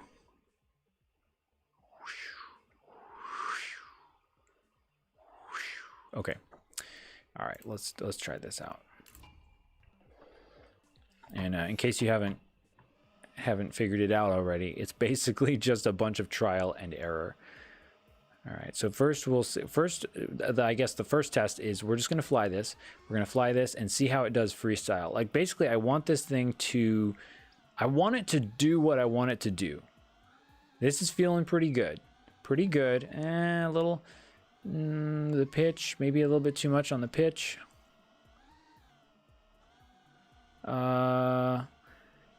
Like, if you find yourself having to adjust one of the controls after you do a move, then there's a good chance you probably need to, like, well, either just practice the move more or change your rates so that you don't have to end up correcting after the move. So for example, like, that felt pretty good power loop wise. Let's try a power loop here. All right, yeah, well, that was kind of, maybe that's just me. Maybe that's just me. All right, let's take her up. Let's take her up here. We're going to get up high here, and then, yeah, oh, that's too much. That's just too much. So, you know, the pitch is tricky. I think the roll is actually a little bit easier to kind of determine what you want. The thing about the pitch is that it's not responding. Oh, it's just going so slowly. Whoops. There we go. Okay. The thing about the pitch is you don't want it to be so slow that like you can barely like do a flip, but really I think the pitch should be incredibly low. Let's get rid of the super rate is what I'm thinking, or let's do like 10 on the super rate. Let's bring this up here, and we'll do, what do we want? Let's do like 300. Let's try that. And do we want more expo or less expo? We could try 70% expo. Well, if we do that, we may as well just get rid of the super rate, huh? Yeah, I guess that would sort of make sense. Let's just try that. Let's try that. That sounds super low. And honestly, the thing about the simulator is that you might not end up with the same exact kind of profile that works for your quadcopter in real life, either because of how the quadcopter is, like it's a different type of quadcopter, or just all kinds of factors, really all kinds of factors. All right, so let's get, where am I? Why am I over here? Oh, that's where I landed. Okay, let's get back over to these kind of buildings here.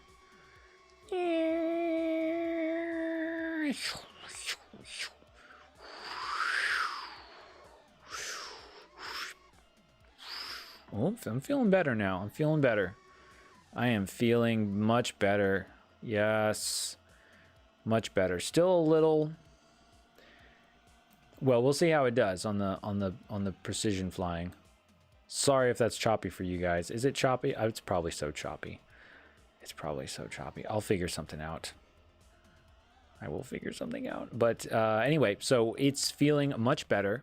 It's actually a little laggy for me too. So I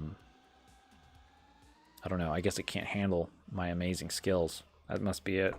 You ever have that happen to you where your simulator just can't handle? It just can't handle the awesomeness that is your FPV flying, and then it just doesn't work, and then you crash somehow.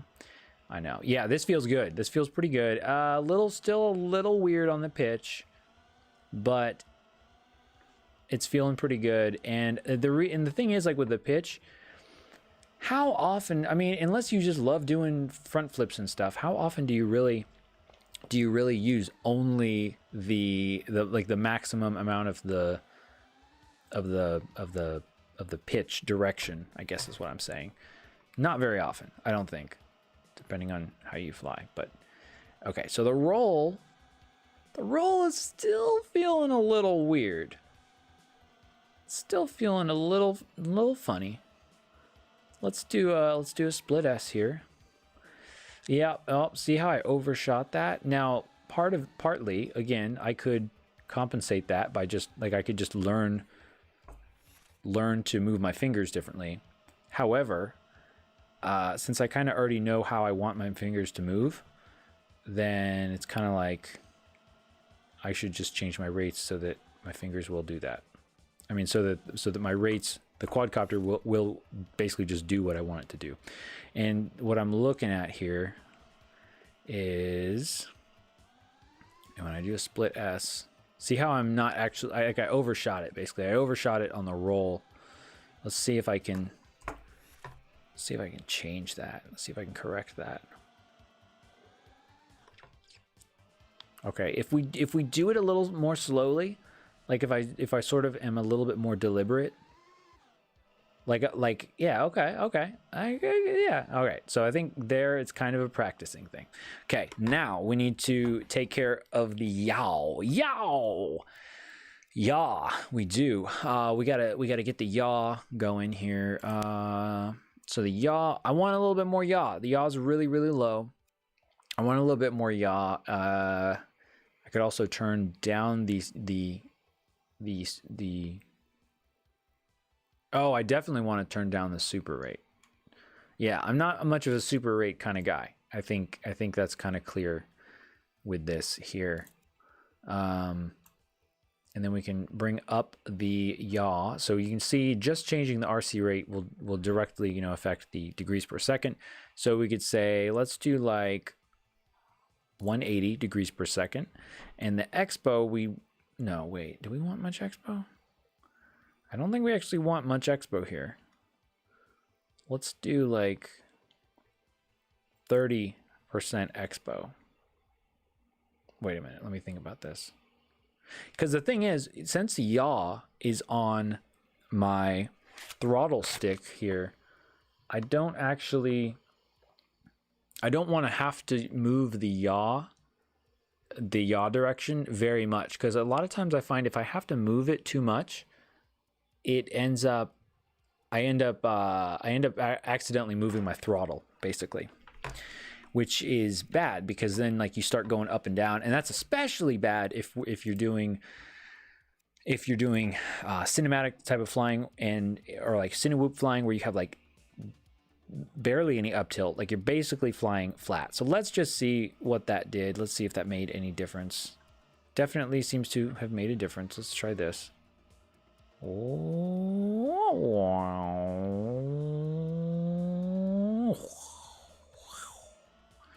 Yeah, well, it feels pretty good.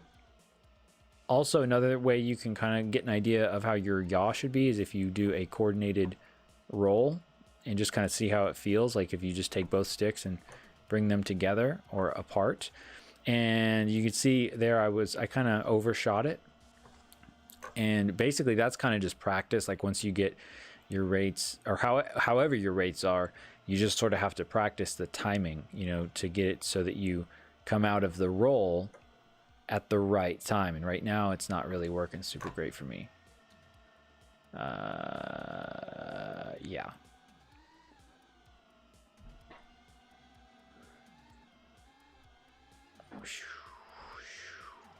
That's much better. I feel better about that.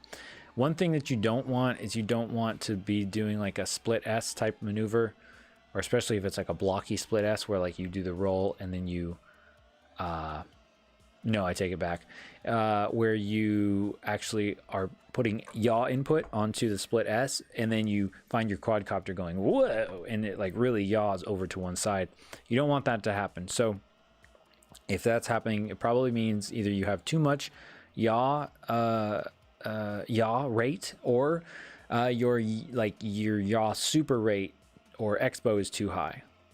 Now there, I wasn't super pleased with that. And that's, well, like I was trying to do a coordinated, sort of a coordinated turn, like a coordinated yaw turn, sort of. So it's like, so, because if I just yaw, because my quadcopter is tilted, that's going to happen. If I just roll, that's going to happen.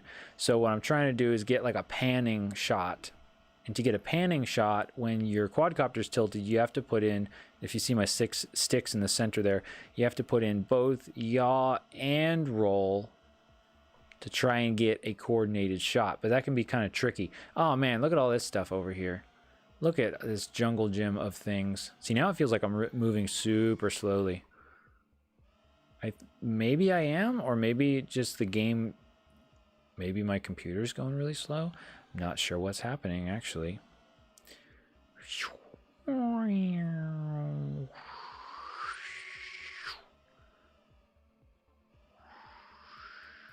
Yeah, I like these rates. These are good. Okay, all right, enough playing around, Adam. Let's get to work. And that is going to be, that means it's time to go back to 10 degrees camera tilt, and we shall see how we do with trying to do more cinematic type of stuff.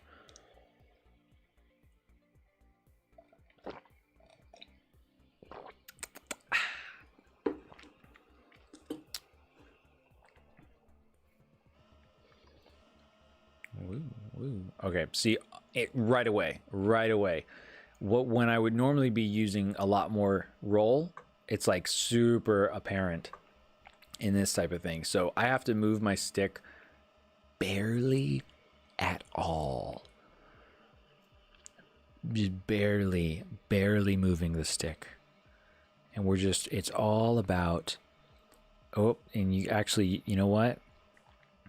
Because my rates are more like, well, just because I had set these rates up for more camera angle and freestyle flying, you can see, you can really tell, and I'm barely moving the sticks, but you can really tell the I guess you could call it uncoupling or coupling.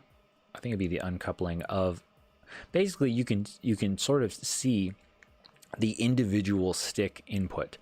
So like it's very obvious if I put in a tiny bit of input and start doing a roll or yaw like that, like just barely any stick movement. So I think the flip side is like if you're trying to, if you want to use one rate profile for both cinematic flying and freestyle flying, you really gotta be super gentle on the sticks. See, like there, I'm roll. This is too much roll. This is too much. It's too much roll for the cinematic flying, because like you can see just barely anything. That's super noticeable. The human eye, I just made this up. The human eye detects roll more than any other motion. So that is why it looks weird. You know, if I'm trying to film this building and I'm filming it like this, who the heck is going to want to watch that? Well, just nerds like you and me that like FPV videos. And you know, it does have some artistic aspect to it if you're orbiting a building like that. You know what I'm saying? But it doesn't really look, it looks weird. It looks unusual. So really you want to be like barely, well, I mean, with the way the camera's oriented on a quadcopter, it's hard to do in orbit without, you know, tilting like that. Basically, you just have to do a much slower orbit and then like try and keep it level, and then maybe level out the shot in post. I don't know. So anyway, so yeah, the roll is the biggest issue here. The biggest issue. Let's try and do some really precise movements right here up on this rooftop. And like I said, this might look kind of boring and like, oh, okay, well, whatever. And it might seem really easy where it's like, oh yeah, I just fly super slowly. It's easy. Well, it's not. It's not. I'm sure anybody who is familiar with helicopters will tell you that flying a helicopter is incredibly hard. And when you're trying to fly level like this, especially when you're trying to follow a subject or, you know, keep a subject in the frame, it's especially hard, and it's much more like flying a helicopter in terms of having to balance all of the little aspects. And then also if you're flying closer to something, you have prop wash, you have other things knocking you around, you're more prone to the wind.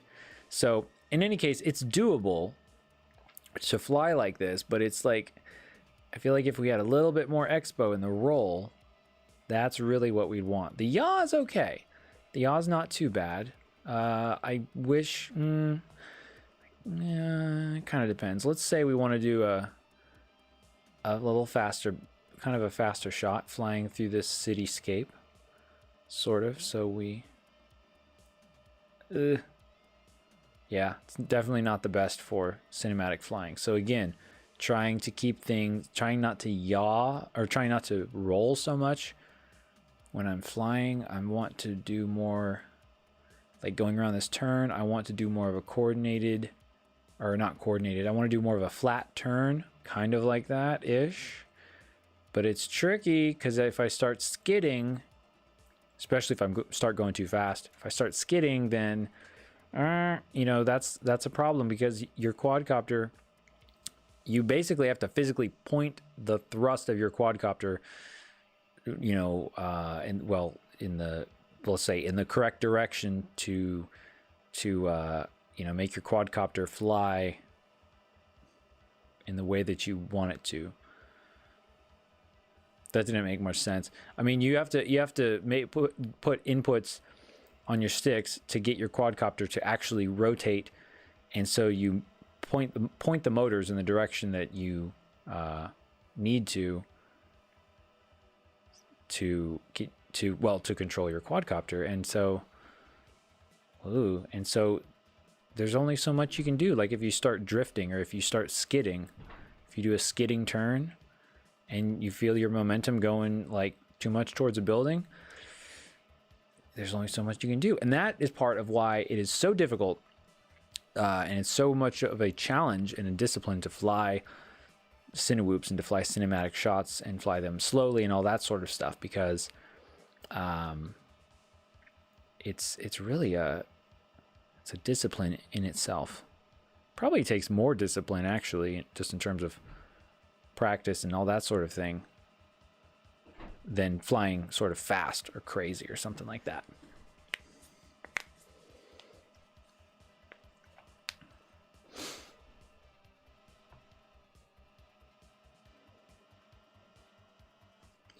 So let's say if we want to, the throttle was getting me there, because I wasn't used to the, wasn't used to the throttle. Because if I want to just, so we transition from flying smoothly, and then we want to do some freestyle stuff. Yeah, the quad's still going to handle very differently because we changed the camera tilt. So that's kind of a big point, I think, probably, is that if you change the camera tilt, you probably should change your rates. I mean, well, if you change the camera tilt for the type of flying that you want to do. Yeah, because 10 degrees of camera tilt just does not work well for freestyle flying. If we increased it a little bit, you know, I think that might work a little bit better, but not so much. Okay, so I think that's what I'm going to do. I think I'm going to set it up so that I just have the rates on a switch, basically have acro and cinematic rates. And that could also change the throttle feel as well. I feel like the throttle's probably... Well, no, you might want to change the throttle feel, or the throttle expo and midpoint, if you're changing your camera angle. That's the big thing, I think. I think that's the big takeaway.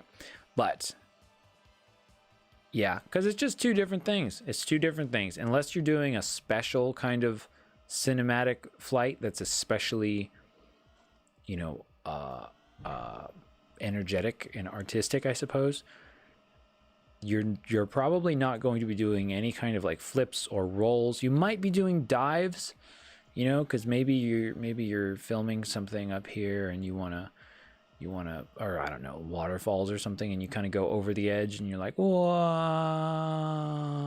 But, and then you gotta, you know, you gotta catch yourself. You gotta get yourself out of there smoothly, which that's another thing to practice, is like, how can you go down and then just bring yourself back up? A lot of throttle control right there is what you need for that, I would say. Definitely. Robert asks, are all of those adjustments going to be transferable to real life?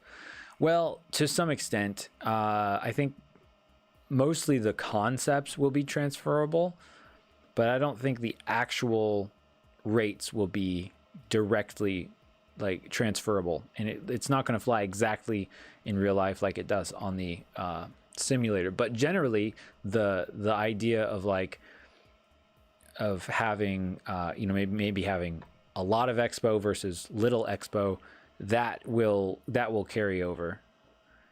And like the stuff that we talked about here about having like very, very, very minimal rates, you know, like high, basically a super flat curve. If we're talking about the rate graph in beta flight, super flat curve, you know, for cinematic flying, and then more of a steeper curve, or whatever kind of, however you want it, for more dynamic, you know, aerobatic flying, that type of thing. The throttle.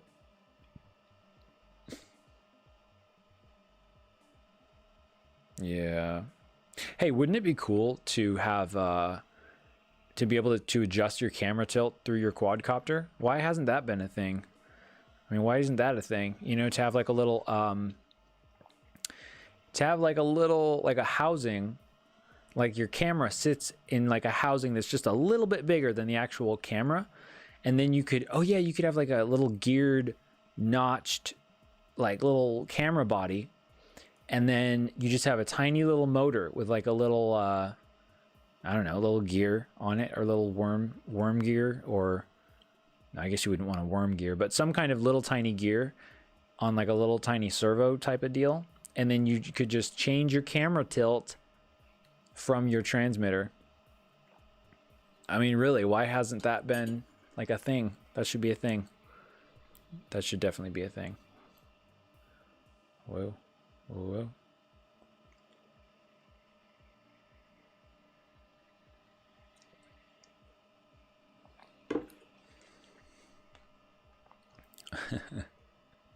Like I said, it seems super boring to be flying like this in the simulator, because it's like, well, the simulator's, you know, it's there so you can just bash your quadcopter around and break stuff, but not actually break stuff. But I think this is actually really good practice, though, for real life, or especially the levels like with trees and stuff, trying to fly around trees, very, very tight, close quarters stuff. Oof, oof. Yeah. Yeah, no, this handles nothing like it should with this type of camera tilt. It's just, it's like a totally different quadcopter. Definitely. Wow. Yikes. Anywho. Gavin says, would you be able to go through the remote calibration, or have you done that in this stream already? I sort of did, because my transmitter was kind of backwards. Let's just go through it right now if you're still there. So the controller setup, so sort of through the calibration. Let's go through the quick calibration. So center your sticks and press calibrate. So I'm going to center my sticks. And oh yes, just like you can see that there, that's nice. Calibrate, and then keep the stick centered, and then rotate the sticks. Okay, and then throttle goes up. Then we yaw. Let's see if this is correct. Pitch goes up. Then we roll right. And then the... Oh, I don't really have a switch for that. So I don't... For some reason, not all of the switches show up on simulators for the i6, i6X, and the i6S. I don't know why. So we'll just skip that for now, because I'll just use the keyboard. Oh, the drone reset switch. Do I have? I'm not sure which switch will be active on this one. No, I don't have that set up, so we'll skip that. And so then we want that to go... I'm trying to remember if is that correct? Because usually what I do is I have... Let's see, so the yellow... What is the yellow? It doesn't tell me what the yellow is, actually. So we have that. And I believe we want... Let's see, so we have that guy. Wait, so 0 throttle, minimum, maximum. Actually, I can't remember which is the... what the yellow is. Let's see. Let's go back to how it was. So it was like, oh, was it like that? Or it was not like that. Oh no, it wasn't like that, because that was, oops, okay. I messed that up. So let's do this. Let's because we actually didn't want to, I guess if we were going to do manual calibration, because we'd be like, okay, that's, so 0 throttle is like right there. No, because then we have max throttle. Tell you what, let's just do this. Let's just go back, and then we'll do manual calibration. Oh wait, we just did that. Is that what we just did? That is what we did. Strange. Okay, let's try that. Let's go through that again and see if we get the same. Let's see if we get the same result here. Oh, I don't have a restart race switch, so don't have that. Skip. Skip. I guess because we... Oh, I guess it's not asking for that other stuff. Oh no. Oh no, we got the beach ball of death. Ah, that must be a sign.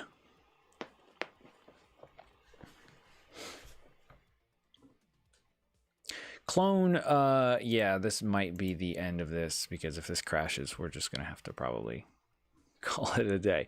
Clone number 1 says, was just racing on DRL earlier and got first on a bunch of races, but now my transmitter just stopped turning on out of nowhere. What kind of transmitter do you have, Clone? Also, did you check the batteries? Also, try turning it on and back off and then back on. That usually fixes just about everything. Frag says, I am definitely going to have to get the DRL Sim. I think I could even set up FPV goggles on the PC for even more realism. Yeah, I think you definitely could. Although I think a lot of people don't actually use FPV goggles, but or at least not if they're flying for like a long time. There we go. Hello. All right. So I think I think we calibrated that correctly. It's a pretty simple process unless something is like not working. Although our quadcopter is not responding right now. What's going on? All right, let's just go back here. Maybe I just broke it. Did I break it? No. So basically you just do that, and you want to make sure that your sticks, that the quadcopter is moving in the proper direction. Pretty much just like that. And it seems to be working. I haven't noticed it being different at all. So, yeah. Yeah, Robert, I think a 3-axis gimbal would be, like I said, I don't know why people haven't been using that more, or using gimbals in general on FPV quads. Like, obviously, if you're doing acro stuff, at least gimbals currently, I think, would have a hard time keeping up with that, because they usually go so much and then they like freak out. But I think if you're just doing basically straight and level flying, or just level flight, then it wouldn't be a problem. So now we're at 30 degrees. Maybe we can get like the best of both worlds if we're at 30 degrees. I mean, not really, but sort of. I think a big thing here is getting used to my throttle. That's a big difference. Getting used to the change in the throttle. Because right now I have Expo on it in midpoint, and I changed the midpoint. And I'll tell you what, man, that makes a huge difference for flying smoothly.